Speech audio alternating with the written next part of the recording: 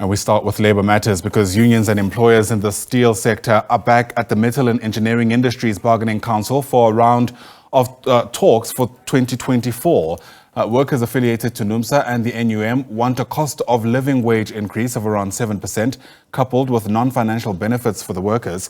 Employees also want the parties to consider rolling over the current wage agreement of around 6%. Our economic reporter is Katlego, Legodi, who's watching developments and joins us now live. Katlego, help us distill what both parties are asking for here and whether or not there's any progress in finding one another. Well, a very good morning to you, Ayanda, and to our viewers at home. We're back at the Bargaining Council here in Boksburg, whereby it's the second round of these talks. This is a three-part session whereby we're seeing employers and labor unions trying to find each other in terms of the wage increment for the 2024 financial year.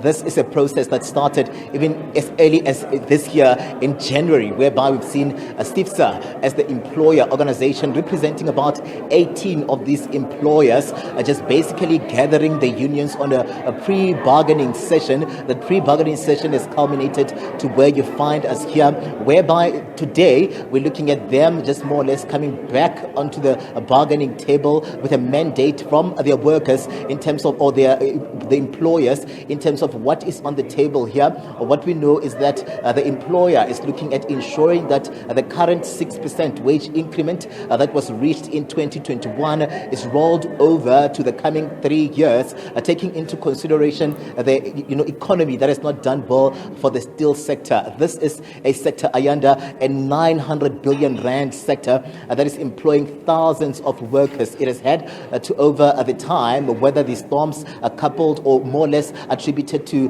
what is happening there at Eskom, load shedding, what is happening at Transnet as well, including the squeezed prices, international prices of steel internationally. So we're seeing all of those issues taken into consideration with those that are here today.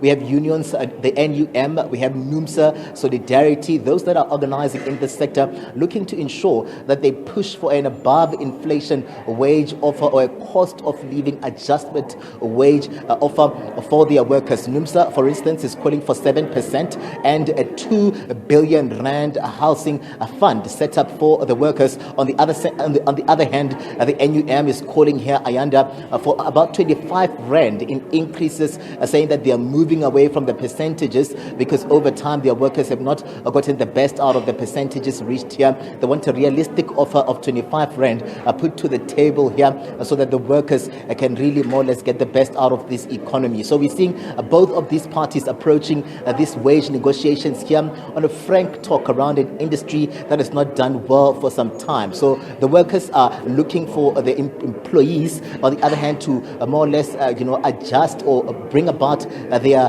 proposals here, taking into consideration an economy that has not done well for quite some time. But then the workers or the employers, on the other hand, also saying that when you look at it, it will be hard done if we push or the workers push for an above inflation wage offer that is not going to be in any way affordable, that may lead in the future to some of these companies retrenching the workers, and the workers will end up being losers in the end. This, of course, culminating into just where you find us here. And Ayanda, in 2021, we saw a strike action just in this sector, just bleeding billions or millions, 500 million rand lost from that strike action. So what is happening here behind us is a closed session. They are looking to ensure that whatever they're talking about here will push to avert a strike action similar to what we saw in 2021. Ayanda?